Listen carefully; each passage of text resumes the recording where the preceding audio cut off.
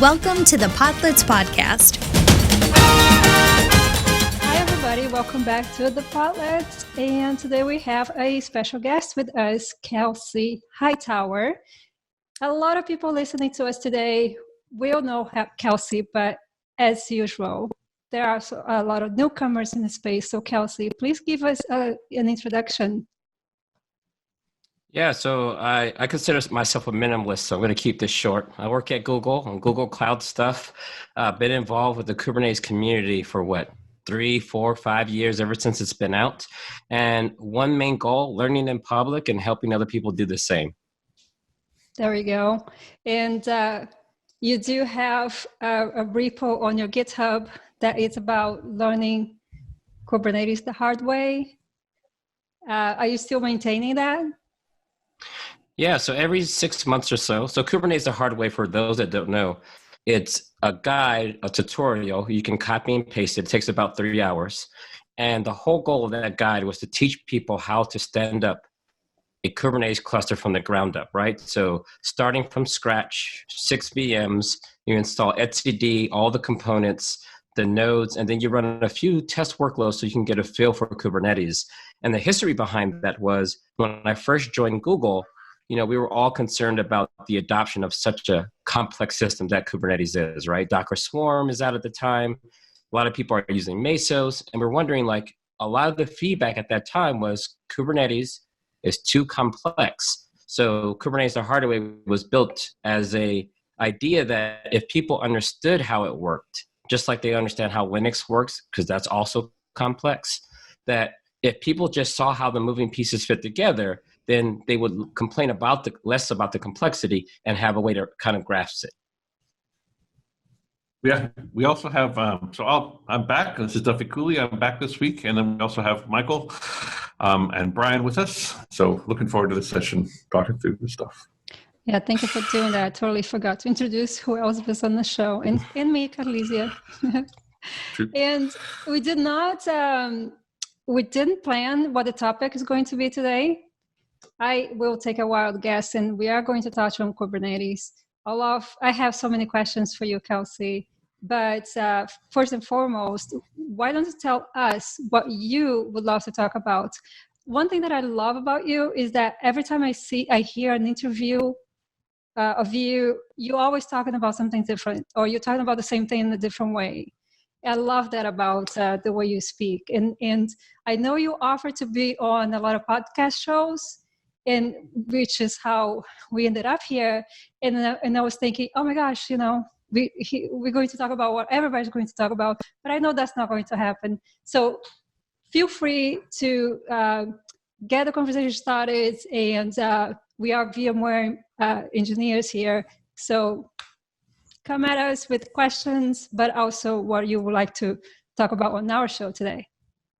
Yeah, so we're all just coming straight off the heels of KubeCon, right? So this big 12,000 people getting together. We're super excited about Kubernetes. reInvent is just, in the midst of reInvent. Things are wrapping up there as well. So when we start to think about Kubernetes and what's going to happen, and a lot of people saw Amazon jump in with Fargate for EKS, right? So those unfamiliar with that offering, over the years, all the cloud providers have been providing some hosted Kubernetes offering. The idea is that the cloud provider, just like we do with hypervisors and virtual machines, would provide this base infrastructure so you can focus on using Kubernetes. And you've seen this even flow down on Prim with Vmware, right? Vmware saying, hey, Kubernetes is going to be a part of this control plane that you can use the Kubernetes API to manage virtual machines and containers on Prem. So at some point now, where do we go from here? There's a big serverless movement, which is trying to eliminate infrastructure for all kinds of components, whether that's compute, databases, or storage. But even in the Kubernetes world, I think there's an appetite, and we saw this with Fargate, that we need to make the Kubernetes cluster disappear, right? If we can make it disappear, then we can focus on building new platforms that extend the API, or hell, just using Kubernetes as is without thinking about managing nodes, operating systems, and autoscalers. And I think that's kind of been the topic that I'm pretty interested in talking about, because that future means lots of things disappear, right? Programming languages and compilers made assembly disappear for a lot of developers. Assembly is still there. I think people get caught up on nothing goes away. They're right. Nothing goes away, but the number of people who have to interact with that thing is greatly reduced. You know what, Kelsey? I'm going to have you get out of my brain because that was the exact example that I was going to use. I was on a bus today, and I was thinking about all the hubbub about the whole Fargate EKS thing. And then I was thinking, well, you know, Go, for example, can generate assembler, and then it compiles that down. No one complains about the length of the assembler that Go generates. Who cares? And that's how we should think about this problem. That's a whole solved problem. Let's think about bigger things. And I think it's because in operations, we tend to identify ourselves as the people responsible for running the nodes. We're the people responsible for tuning the API server. So when someone says it's going to go away, in ops, and you see this in some parts, right? So ops, some people focus a lot more on observability. They can care less about what machines the thing runs on. They're still going to try to observe and tune it. You see this in SRE and some various practices. But a lot of people who came up in the world like I have in the traditional ops background, you were the one that pixie booted the server. You installed that Linux OS. You configured it with Puppet. So when someone tells you, we're going to move on from that as if it's a good thing, yeah, you're going to be like, hold up. That's my job. Definitely. We've talked this topic through a couple of different times on this show as well. And it definitely comes back to like understanding that at least in my opinion, it's not about whether there will be work for people who are in operations, people who want to focus on that.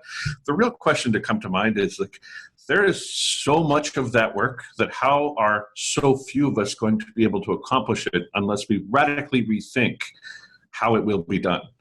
Like, we're vastly outnumbered, you know, like the number of people like logging into the internet for the first time every day just is mind-boggling, right? Yeah, like, we early days, we had this goal of abstract or automating ourselves out of a job. And anyone that tried that a number of times knows that you're always going to have something else to do.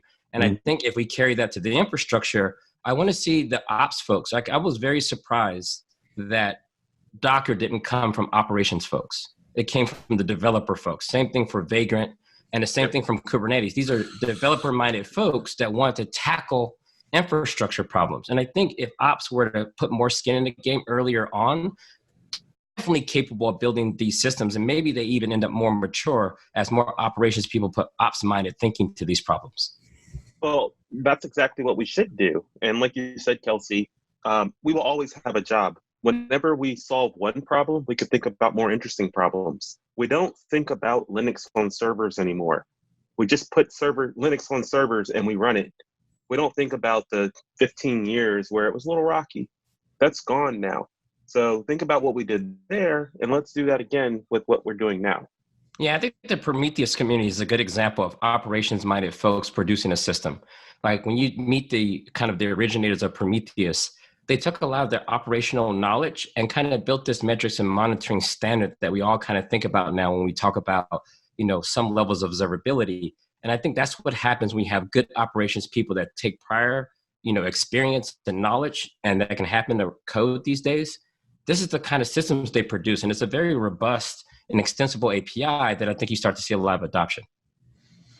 And just one more thing on Prometheus. Prometheus is 6 years old. Just think about that. And it's not done yet. And it's just gotten better and better and better. We have to give up our old things so we can get better and better and better. So that's just what I want to add. Kelsey, if you look at you basically your own history of coming from ops, as I understood your own history, right? And now being kind of one of the poster childs in the Kubernetes world. You see the world changing to serverless, to higher abstractions, more complex systems on one hand, but then on the other side, we have ops, and looking beyond or outside the world of Silicon Valley into the traditional ops, at the traditional large enterprise. What do you think is the current majority level of these ops people? And I don't want to discriminate anyone here. I'm just basically throwing this out as a question. And where do you think do they need to go in terms of to keep up with this evolving and higher level of abstractions where we don't really care about nitty-gritty details? Yeah, so this is a good question. I spend half of my time, so I probably spend time on site with at least 100 customers a year globally. I fly on a plane and visit them in the home turf. And you definitely meet people at various skill levels and areas of responsibility. I want to make sure that I'm clear about the areas of responsibility. Sometimes you're hired in an area of responsibility that's below your skill set, right? Some people are hired to manage batch jobs or to translate files from XML to JSON. That really doesn't say a lot about their skill set, it just kind of talks about the area of responsibility. So shout out to all the people that are dealing with mainframes and having to deal with that kind of stuff. But when you look at it, you have the opportunity to rise up to whatever level you want to be in terms of your education. So when we talk about this particular question, some people really do see themselves as operators, and there's nothing wrong with that. Meaning they come in, they get a system, and they turn the knobs. You give me a mainframe, I will tell you how to turn the knobs on that mainframe. You buy me a microwave, I'll tell you how to pop popcorn. They're not very interested in building a microwave. Maybe they have other things that are more important to them, and that is totally okay. Then you have people who are always trying to push the boundaries. So before Kubernetes, think about, if I think back to 10 years ago, maybe 8, when I was working in traditional enterprise, like kind of the ones you're talking about or hinting at, the goal has always been to abstract away all of the stuff that it means to deploy an application the right way in a specific environment for that particular company. And the way I managed to do it was say, hey, look, we have a very complex change management process. I work in finance at the time. So everything had to have a ticket no matter how good the automation was. So I decided to make Jira, the ticketing system, the front door to do everything. So you go to Jira, there'll be a custom field that says, hey, here are all the RPMs that have been QA'd by the QA team. Here's all the available environments. You put those 2 fields in, that ticket goes through change management and approval, and then something below the scenes automated everything. In that case, it was Puppet, Red Hat, and Vmware. Right? So I think what most people have been doing, if you're in the world of abstracting this stuff away, making it easier for the company to adopt, you've already been pushing these ideas that we call serverless now, right? I think the cloud providers, we put these labels on platforms to describe the contract between us and the consumer of the APIs that we present. But if you're in operations, you should have been trying to abstract away all of this stuff for the last 10 to 15 years. So I 100% agree. And then also think about other verticals. So 23 years ago, I did sysadmin work. That was my job. But we learned how to program in C and C++ because we were on old Suns, not even Spark machines. We were on old Suns, and we wanted to write things in CDE, and we wanted to write our own window managers. That is what we're doing right now, and that's why you see like Mitchell Hashimoto with Vagrant, and you're seeing how we're pushing this thing. We have barely scratched the surface of what we're trying to do, and for a lot of people who are just ops minded, understand that being ops minded is just the end. You have to be able to think outside of your boundaries so we can create the next big thing. Or you may not care about creating the next big thing. There are parts of my life where I just don't care. For example, I pay Comcast to get internet access, and my ops involvement was going to Best Buy and buying a modem and screwing it into the wall. And I troubleshoot this thing every once in a while when someone in the household complains the internet is down. But that's as far as I'm ever going to push the internet boundaries, right? Like I am not really interested in pushing that forward. I'm assuming others will. And I think that's one thing in our industry where, sometimes we believe that we all need to contribute to pushing things forward. Look, there's a lot of value in being a great operations person. Just be welcome to saying that what we operate will change over time. Yes, fair, very fair.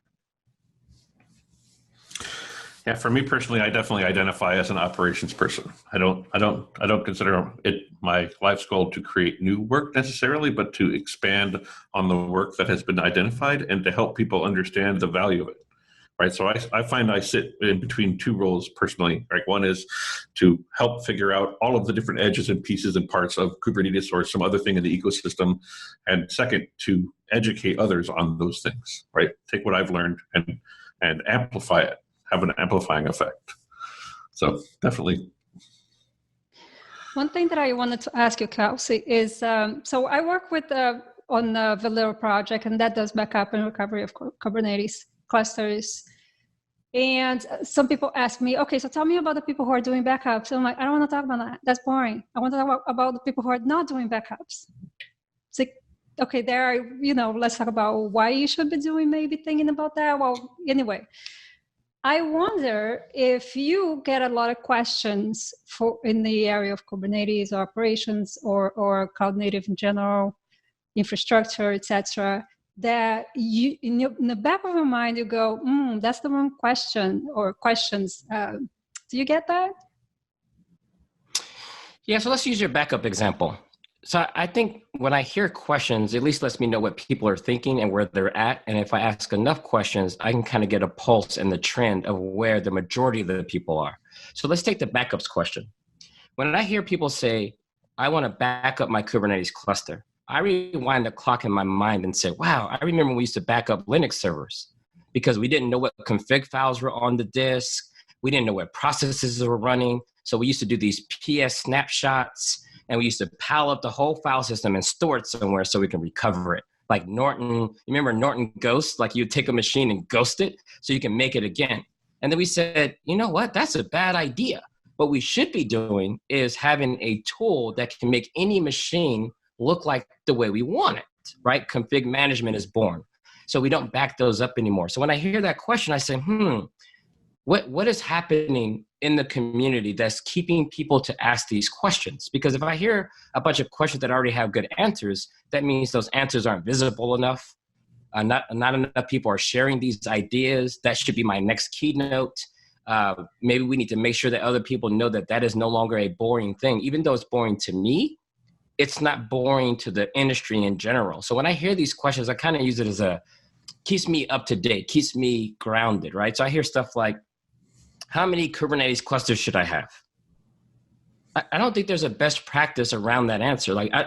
Depends on how your company segregates things. It depends on how you understand Kubernetes. It depends on the way you think about things. But I know why they're asking that question is because Kubernetes presents itself as a solution to a much broader problem set than it really is, right? Kubernetes manages a group of machines, typically backed by IaaS APIs. Mm-hmm. If you have that, that's what it does.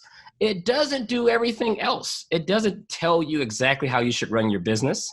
It doesn't tell you how you should compartmentalize your product teams. Those decisions you have to make independently. And once you do, you can serialize those into Kubernetes. So that's the way I think about those questions when I hear them, like, wow, yeah, that is a crazy thing that you're still asking this question 6 years later. But now I know why you're asking that question. That is such a great take on it. Because yes, in the area of backup, people who are doing backup, in my mind, well, yeah, it says it should be independent of Kubernetes or not. But let's talk about the people who are not doing backups. Like, what motivates you to not do backups? Or obviously, they can. Well, backups can be done in many different can be done in many different ways. But yes, so ask it the other way. So think about it like this way. Some people don't exercise because exercise is tough and it's hard. And it's easier to sit on the couch, eat a bag of potato chips, and exercise. And it's the same thing with backups. Well, backing up my Kubernetes cluster before Valero was so hard that I'd rather just invest brain cycles into, figuring out how to make money. So that's where people come from when it comes to hard things like backups. And it's a trust element too, right? Because we don't know if the effort we're putting in is worth it. Like when people do unit testing, a lot of times unit testing can be seen as a proactive activity where you write unit tests to catch bugs in the future. Some people only write unit tests when there's a problem, meaning, wow, there's some odd things in the database. Maybe we should write a test to prove that our code is putting odd things, fix the code, and now the test pass. And I think it's really about trusting that the investment is worth it. And I think when you start to think about backups, I've seen people back up a lot of stuff, like every day or every couple of hours, they're backing up their database, but they've never restored the database. And then when you read their root cause analysis, they're like, everything was going fine until we tried to restore a 2 terabyte database over 100 meg link. Yeah, we never exercised that part. That is very true too. Yeah.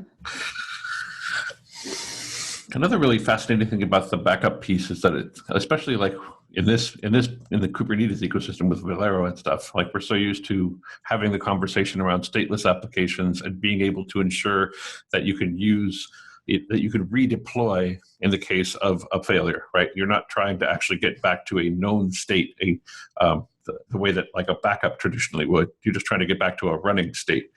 And so there's a bit of a dichotomy there, I think, for most folks, right? They don't realize maybe they're not conceptualizing the need for having to deal with some of those stateful applications when they start trying to think about how Velero fits into the puzzle, because they've been told over and over again, this is about immutable infrastructure. This is about getting back to running. This is not about restoring some complex state, And so it's kind of interesting.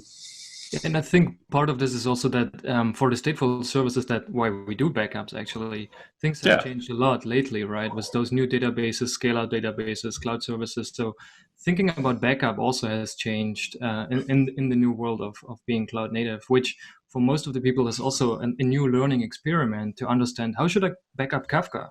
Like it's replicated, but can I back up it? Like what about etcd and all those things? There are little different things than backing up a SQL database, like more traditional system.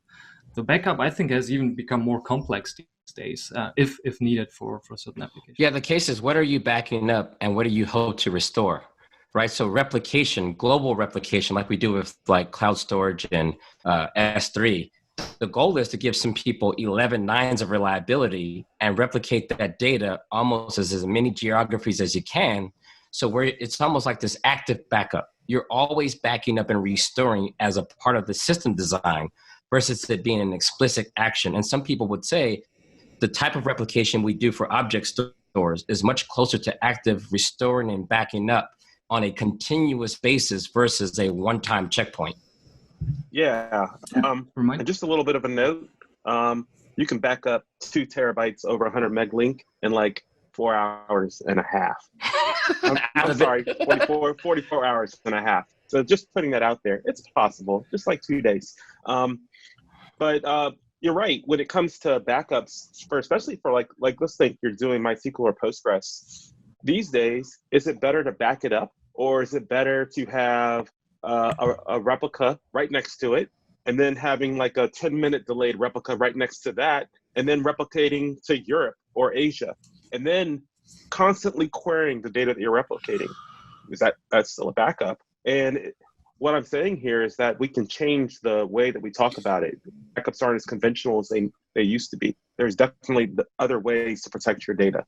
Yeah, and I also think the other part too around the backup thing is, what is the price of data loss? Right? When you take a backup, you're saying, I'm willing to lose as much data between the last backup and the next. And if that cost is too high, then backing up cannot be your primary mode of operation because the cost of losing data is way too high. And then replication becomes a complementing factor in the whole discussion of backups versus real-time replication and a shorter mean times to recovery. So I have a couple of questions, like when should people not use Kubernetes? You know what I mean? Like I visit a lot of customers, I work with a lot of eng teams, and I am in the camp of Kubernetes is not for everything, right? And that's a very obvious thing to say, but some people don't actually practice it that way, right? They're trying to jam more and more into Kubernetes. So I'd love to get your insights on where do you see Kubernetes being like the wrong direction for some folks or workloads? Okay, I'm going to scratch this one from my questions list to Kelsey. I'll answer it too then. I'll answer it after you all answer it. Okay, who wants to go first? Let me just... All right, I'll go first. There are cases when I'm writing a piece of software where I don't care about the service discovery. I don't care about ingress. It's just software that needs to run. And when I'm running it locally, I don't need it. And if it's simple enough where I could basically throw it into a VM through a Cabernets script, I think that is actually lower friction than Kubernetes, if it's simple. Now, but I'm also a little bit jaded here because I work for the dude who created Kubernetes, and I'm paid to create solutions for Kubernetes, but I'm also really pragmatic about it as well. It's all about effort for me. If I can do it faster in Cabernets, I will. For my part, I think that I have a couple of kind of follow-on questions for this real quick. But I do think that, like, if you're not actively trying to develop like a distributed system, something where you're actually making use of the primitives that Kubernetes provides, then that already would kind of be a red flag for me. Like if you're building like a monolithic application, or you're in that place where you're just rapidly iterating on a SaaS product and you're just trying to like get as many commits on the thing until it works, and like, you know, just really rapidly prototype or even create a thing, maybe Kubernetes isn't the right thing, because like, although we've come a long way in improving the tools that allow for that iteration, I certainly wouldn't say that we're like all the way there yet, you know? But I would debate you on that, Duffy. Okay. All right. And then the other part of it is the other question I have is like, you know, Kubernetes aside, I'm curious about the same question as it relates to containerization, right? Like, is containerization the right thing for everyone? Or have we made that pronouncement per se? No, I'm going to jump in and answer on this one, because I definitely think we need a way to transport applications in some way, right? We used to do it on floppy disks. We used to do it on CDs, RPMs, DEBs. So I think the container, to me, I treat as a glorified tarball. That's the way I've been seeing it for years. Registries store them. They replace Yum. Great. Now we kind of have a more maybe universal packaging format that can handle simple use cases, scratch containers where it's just your binary, and the more complex use cases where you have to compose multiple layers to get the output, right? And I think RPM spec files used to do something very similar when you start to build those things into chroots. All right, we got that piece. Do people really need them? The thing I get weary about is when people believe they have to have Kubernetes on their laptop to build an app that will eventually deploy to Kubernetes, right? If we took that thinking about the cloud, then everyone would be trying to install OpenStack on their laptop just to build an app, right? Like, does that even make sense, right? It doesn't make sense in that context, because you don't need the entire cloud platform on your laptop to build an app that's going to take a request and respond.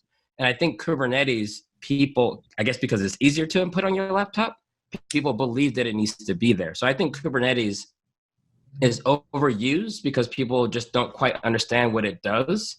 And I think there's a case where you don't use Kubernetes, like I need to read a file from a bucket. Someone uploaded an XML file and my app is going to translate it into JSON. That's it.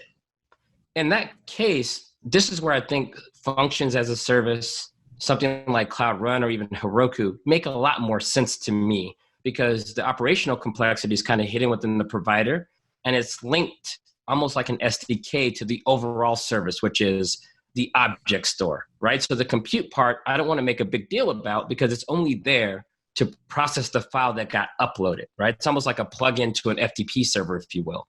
So those are the cases where I start to see Kubernetes become less of a need, because I don't need a custom platform to do such an obvious operation.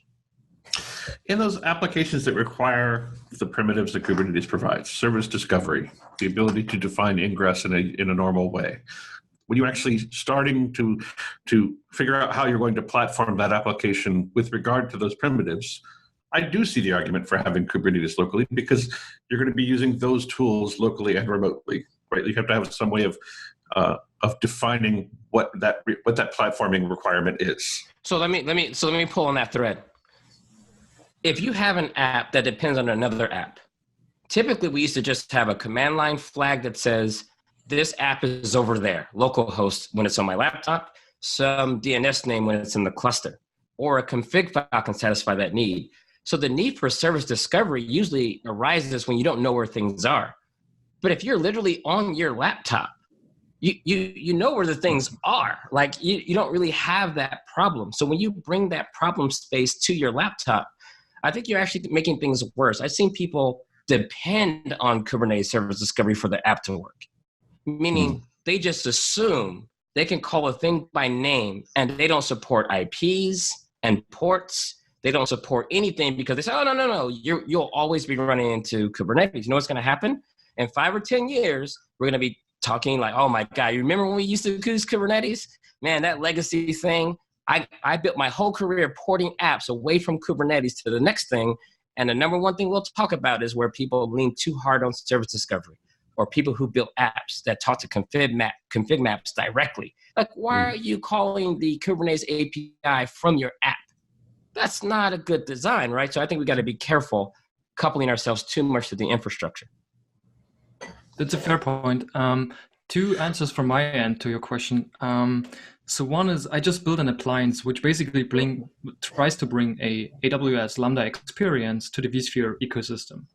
And because we don't, or actually my approach is that I don't want any ops people who needs to do some one-off things, like connect this guy to another guy. I don't want him to learn Kubernetes for that, right? It should be as simple as writing a function.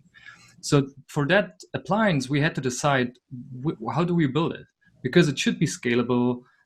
We might have some function as a service component running on there. So we looked around and we decided to put it on Kubernetes. So build the appliance as a traditional VM using Kubernetes on top. For me as a developer, it gave me a lot of capabilities like self-healing, those self-healing capabilities.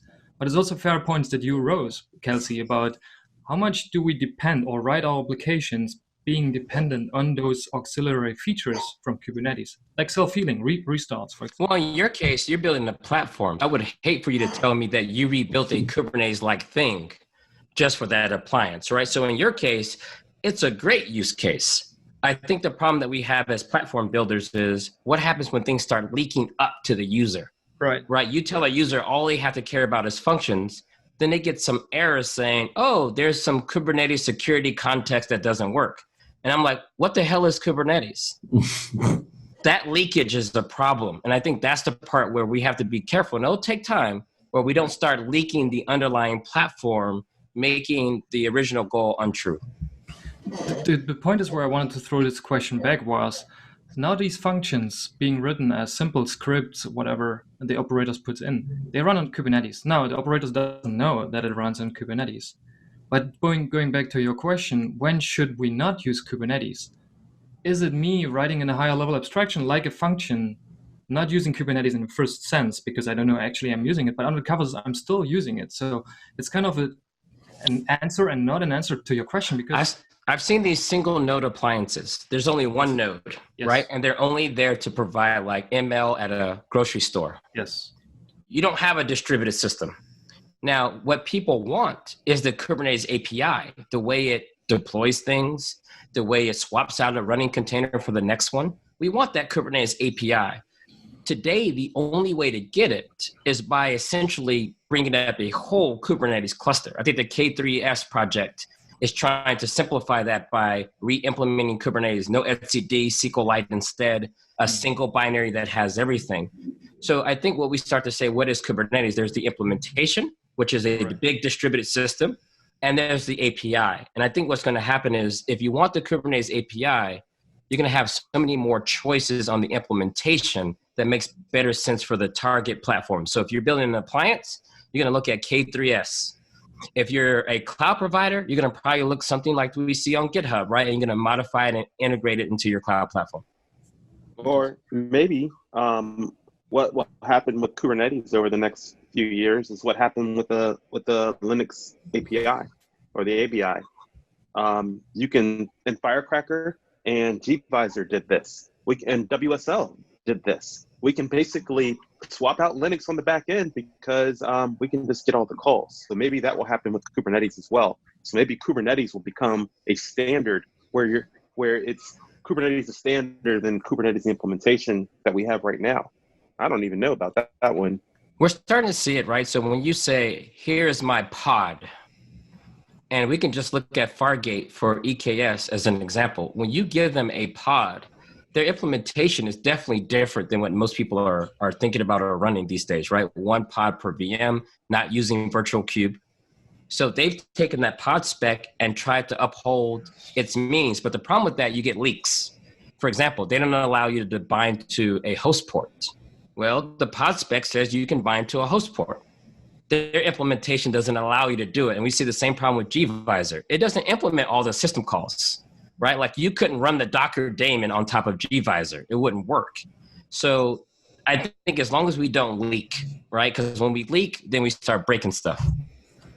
So we're doing the same thing with Project Pacific here at VMware, where this concept of a pod is actually a virtual machine that boots in like a tenth of a second. It's pretty crazy how they've been able to figure that out. So if we can get this right, though, that's huge for us. That means we can move out of our confines and we can create better things that actually work. I'm on VMware, can be specific. I'm on AWS, and I want this namespace. I can use Fargate and EKS. Yeah, it's actually a great idea.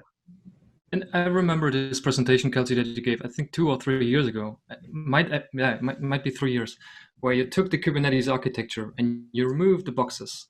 And the only thing remaining was the API server. And this is where it clicked to me. It's like, this is right, because I was focused on the scheduler. I wanted to understand the scheduler. But then you zoomed out, or you stripped off all these pieces, and the only thing remaining was the API server. And this is where it clicked to me. It's like glibc or like the syscall interface. It's basically my API to do some crazy things that I would have write on my own in assembly, kind of some things before I could even get started. And this was a breakthrough moment for me, this specific presentation.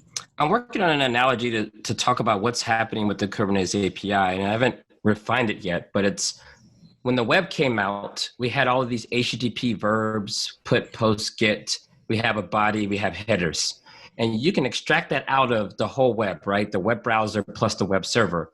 And if you abstract out that one piece, then we, instead of building web pages, we can build APIs and GraphQL, right? Because we can reuse many of those mechanisms, and we just call it RESTful interfaces. Kubernetes is going through the same evolution, right? The first thing we built was this container orchestration tool.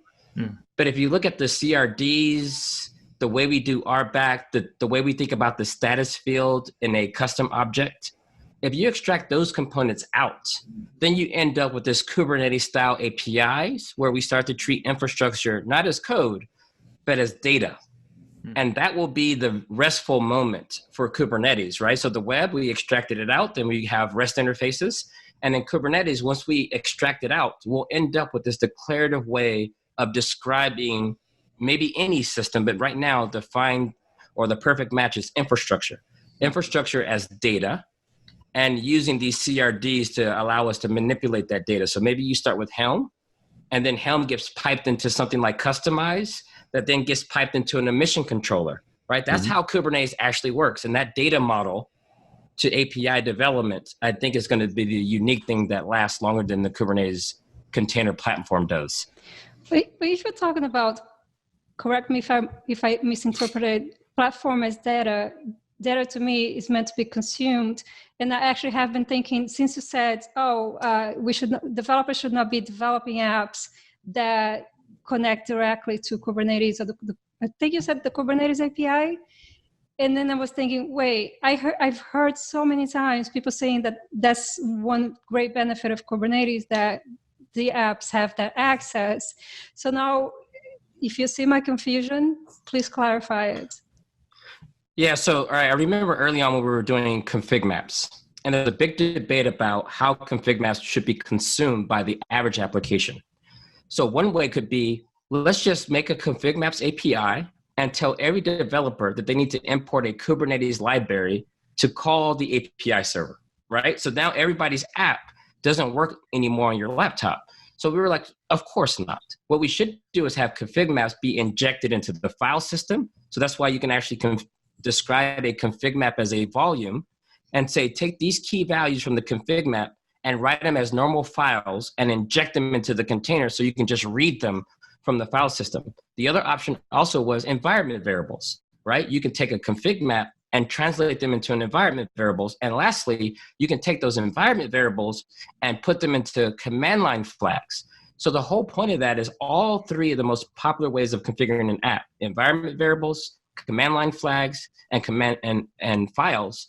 Kubernetes molded itself into that world so that developers would never tightly couple themselves to the Kubernetes API. Now, let's say you're building a platform, like you're building a workflow engine like Argo, or you're building a network control plane like Istio. Of course you should use the Kubernetes API, right? You're building a platform on top of a platform. And I would say that's kind of the exception to the rule if you're building a platform. But a general application that's leveraging the platform, I really think you should stay away from the Kubernetes API directly, right? You shouldn't be making syscalls directly out of band of your runtime, right? Like the unsafe package and go. Once you start doing that, Go can't really help you anymore. You start pinning yourself to specific threads, you're going to be in a bad time. Right. Okay. I think I get it. But you can still use Kubernetes to decouple your app from the machine by using objects to generate those dependencies. Exactly. And that was the whole benefit of Kube and Docker even, saying, you know what, don't worry too much more about C groups and namespaces. Don't even try to do that yourself. Because remember, there was a period of time where people were actually trying to build C groups and network names and namespaces into the runtime, right? There's a bunch of like Ruby and Python projects that they were trying to containerize themselves within the runtime. Whoa, what are we doing? So having that second layer now with containerd and run C, we don't have to implement that 10,000 times for every programming language. Okay. One of the things I want to come back to is the point that you made about, the Kubernetes API being like one of the more attractive parts of the project and people needing that to kind of move forward in some of these projects. And I wonder if it's more abstract than that. I wonder if it's like abstract enough to think about in terms of like level triggered versus edge triggered stuff, like taking the control theory that basically makes Kubernetes such a stable project and applying that to software architecture rather than necessarily bringing the entire API with you, right? Like perhaps what you should take from this is the lessons that we've learned in developing Kubernetes and apply that to your software. Yeah, I had the fortunate time to spend some time with Mark Burris, right? He came out with the promise theory, right? And the promise theory is the underpinnings of Puppet, Chef, Ansible, CF Engine. And this idea that we would make promises about something and eventually converge into that state. Yeah.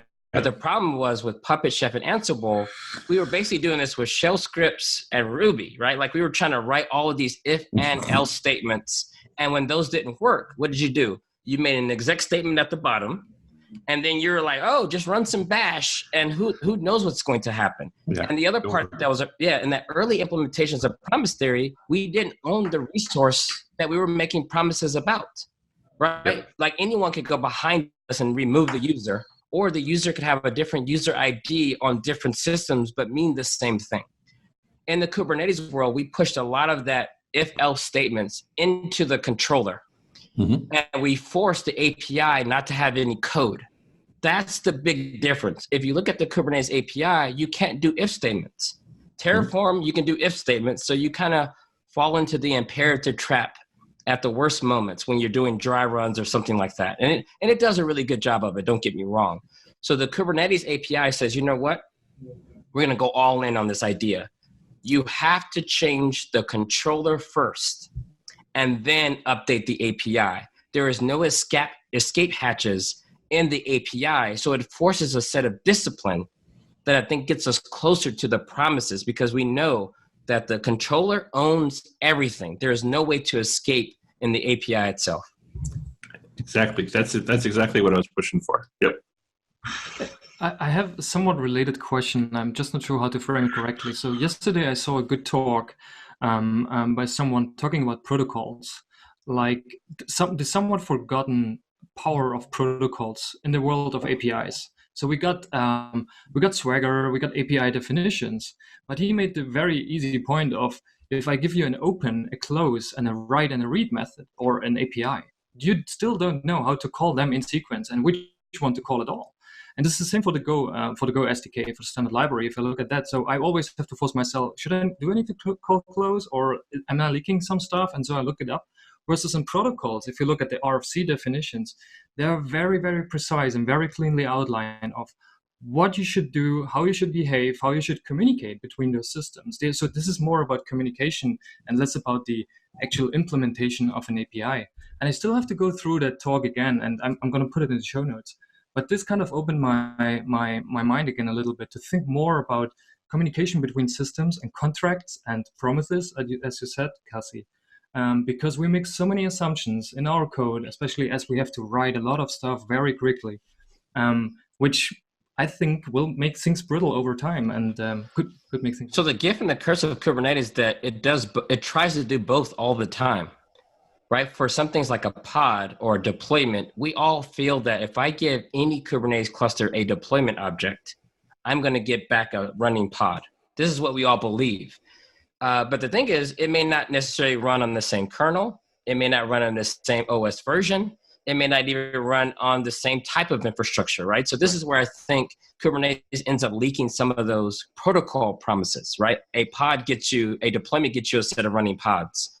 But then we drop down to a point where you can actually do your own API and build your own protocol. So I think you're right. Istio is a protocol for thinking about service mesh, whereas Kubernetes provides the API for building such a protocol. No, good point. Let me dig it up. Nice. So on the Fargate stuff, I thought it was a really interesting article, or actually an interesting project by Akiro Suda. I wanted to give him a shout out on this because I thought it was really interesting. He wrote an admission controller that leverages autoscaler, node affinity, and pod affinity to effectively do the same thing, so that whenever there is a new pod created, it will spin up a new machine and associate only that pod with that machine. And I was like, what a fascinating project, but also just seeing this come up from like the whole Fargate, like ECS stuff. I was like, yeah, I think that's the thread that Virtual Cube was pulling on, right? This idea that you can simplify auto scaling if you remove that layer, right? Because right now we're trying to do this musical chairs dance, right? Like in the cloud, imagine if someone gave you the hypervisor and told you you're responsible for attaching hypervisor workers and the VMs. It would be a nightmare. We wouldn't be talking about auto scaling the way we do in the cloud. So I think Kubernetes moving into a world where one pod per resource envelope. Today we call them VMs, but I think at some point we're going to drop the VM and we would just call it a resource envelope. And VMs is just the way we think about that. Firecracker is like, hey, does it really need to be a complete VM? And Firecracker is saying, no, it doesn't. It just needs to be a resource envelope that allows you to run their particular workload. Yeah, same thing we're doing here. It's just enough of a VM to get you to the point where you can drop those containers onto it. Awesome. So what do you got, about 10 minutes left? Yep. Yeah. Kelsey, question. Sorry, did you have a question or comments? Nope. Edge, Kubernetes on Edge, yes or no? Again, it's just like compute on Edge has been a topic for discussion forever. Yep. Problem is when some people say compute on Edge, they mean like go buy some servers from Dell and put it in some building somewhere as close to your property as you can. But then you have to go build the APIs to deploy to that edge. What people want, and I don't know how far off it is, but Kubernetes has set the bar so high that the Kubernetes API comes with a way to load balance, attach storage, all of these things by just writing a few YAML files. So what I hear people saying is, I want that close to my data center or store as possible. So when you say Kubernetes on the edge, that's what they're saying. It's like what we currently have on the edge is not enough, right? Like we've been providing edge for a very long time. OpenStack remember OpenStack? Oh, we're going to do OpenStack on the edge. But now you're a pseudo cloud provider without the APIs. So I think what Kubernetes is bringing to the table is that we have to have a default load balancer. We have to have a default block store. We have to have a default everything in order for it to mean Kubernetes like it does today, centralized. Well, stores have been doing this for forever in some form or another. 20 years ago, I worked for a duty-free place and literally traveled all over the world replacing point of sale. You might think of point of sale as just a cash register. There was a computer in the back, and it was RS-232 links from the cash register to the computer in the back. And then there was dial-up or a lease line to our central thing. We've been doing edge for a long time, but now we can do edge, and the central facility can actually manage the compute infrastructure. All they care about is basically CPU and memory and network storage now, and it's a lot more flexible. So this journey is long, but I think we're going to do it. It's going to happen, and I think we're almost ready. You know what? People are definitely experimenting. You know what, Carlisi? You know what's interesting now, though? Like I was just watching the reInvent announcement. Verizon is starting to allow these edge components to leverage 5G for the last mile. And that's a game changer, right? Because most people are very skeptical about 5G being able to provide the same coverage as 4G, right? Because of the wavelength and, point to point, all these things. But for edge, this thing is a game changer. Higher bandwidth, but, shorter distance. this is exactly what Edge wants, right? Now you don't have to dig up the ground and run fiber from point to point. So if you combine these Kubernetes APIs plus concepts like 5G and getting that closer to people, yeah, I think that's going to change the way we think about regions and zones. That kind of goes away. We're going to move compute closer to CDNs, like Cloudflare has been experimenting with their worker technology. On the edge stuff, I think that there's also an interesting dichotomy happening, right? There's a definition of edge that we've referred to, which is the store stuff, and one that you're alluding to, which is that, you know, there may be like some way of actually having some edge capability at a point of presence near a 5G tower or some point like that. In some cases, edge means data gravity, right? Like you're actually taking a bunch of data from sensors and you're trying to store it in a place where you don't have to pay the cost of moving all of that data from one point to another, where you can actually centralize compute. And so, like in those edge cases, you're actually willing to invest in a high-end compute to allow for the manipulation of that data where that data like is, so that you can afford to move it into some centralized location later. But I think that whole space is so complex right now because there are so many different definitions and so many different levels of constraint that you have to solve for under one umbrella term, which is the edge. You know, like. I think Brian was pulling on that with the POS stuff, right? Because instead of you going to go buy your own cash register and gluing everything together, that whole space got so optimized that you can just buy a Square terminal, hook it on some Wi-Fi, and then there you go, right? You now have that thing. So once we start to do this for like ML capabilities, security capabilities, I think you're just going to see that POS-like thing expand. And that computer get a little bit more robust to do exactly what you're saying, right? Keep the data local. Maybe you ship models to that thing so that it can get smarter over time and then upload the data from various stores over time. Yep. One last question from my end, switching gears a bit if allowed. KubeCon. So I left KubeCon with some mixed feelings this year. But my perspective is different because I'm not the typical one of these 12,000 people, because most of them were newcomers actually. And so I looked at them and I asked myself, if I would be new to this huge big world of CNCF and Kubernetes and all this stuff, what would I take from that? And I would be confused like hell from some of the talks, which make it sound like it's so complex to run all the things. Through the keynotes, which seems to be like just a lineup of different projects that I all have to get through and install and run. So I was missing some perspective and some clarity from KubeCon this year, especially for newcomers, because I'm afraid if we don't retain them, attract them, and maybe make them contributors, because that's another big problem. I'm afraid that we'll lose our base that is using Kubernetes. Also. So before Kelsey says anything, and Kelsey was a KubeCon chair before I was, but I was a KubeCon chair this time, and I can tell you exactly why everything is like it is. Fortunately and unfortunately, this cloud native community is huge now. There's lots of money, there's lots of people, there's lots of interest. If we would have went back to KubeCon when it was in San Francisco years ago, or even like the first Seattle one, that was a community event. We could make the event for the community. Now, there's community, the people who are creating the products, there's the end users, the people who are consuming the products, and there's these big corporations and companies, the people who are actually financing this whole entire thing. We actually have to balance all three of those. So as a person who just wants to learn, what are you trying to learn from? Are you learning from the consumption piece? Are you learning to be a vendor? Are you learning to be a contributor? So you have to think about that. And at a certain point, that's good for Kubernetes. It means that we've been able to do that whole chasm thing. We've crossed over the chasm. This thing is real. It's big. It's going to make a lot of people a lot of money one day. But I do see the issue for the person who's trying to come in and say, what do I do now? Well, unfortunately, it's like anything else. Where do you start? Well, you can take it all in, so you need to figure out where you want to be. And I'm not going to be the person that's going to tell you, well, go do a SIG. That's not it.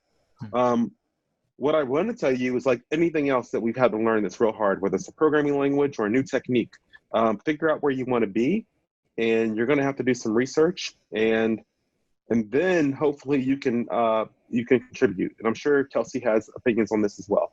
Good feedback. Yeah, I think Brian's right. I mean, I think it's just like a pyramid happening. At the very bottom, we're new. We need to get everybody together in one space, and it becomes more of a trade show, like an introductory, like a tasting, right? When you're hungry and you go and just taste everything. And then when you figure out what you want, then that will be your focus. And that's going to change every year for a lot of people. Some people go from consumer to contributor, and they're going to want something out of the conference. Like they're going to only want to go to the contributor day and maybe some of the deep dive technical tracks. So you're trying to serve everybody in 2 or 3 days, right? So you're going to start to have like everything pulling for your attention. Everything's pulling for your attention. And I think what you got to do is commit. Like if you go and you're a contributor or you're someone that's building on top, you may have to find a separate event to kind of go with it, right? Like someone told me, hey, when you go to all of these conferences, make sure you don't forget to invest in the one-on-one time. Like me going to Oslo and spending an evening with Mark Burris to really talk about promise theory outside of competing for attention with the rest of the conference. So when I go, I like to meet new people, sit down with them. Out of the 12,000 people, I call it a win if I can meet 3 new people that I've never met before. And you know what? I'll do a follow-up hangout with them to go deeper in some areas. So I think it's more of a catch-all. This definitely has a trade show feel now because it's big and there's a lot of money and opportunity involved. But at the same time, you got to know that, hey, you got to go and seek out. Like you go to Spotify, right? Spotify has so much music, so many genres I've never heard of, but you got to make your own playlist. You got to decide what you want. And also, look, go to sessions you know nothing about. Be confused on purpose. Like, I go to Spotify sometimes like, you know what? What's happening in country music right now? Country music top 10. You know what? I'll try it. I will literally try a new genre and just let it play. And then what you find is you'll find one song is like, oh, hold on. Who is that? And it turns out that one new artist, I actually like some of their music. And then I dive deep in that artist, maybe not the whole genre. Yeah, it's like when you're in school and you go to class and you didn't do any of the homework, you didn't do any of the reading, you sit there and you're like, I sympathize, I empathize with the amount to sort through.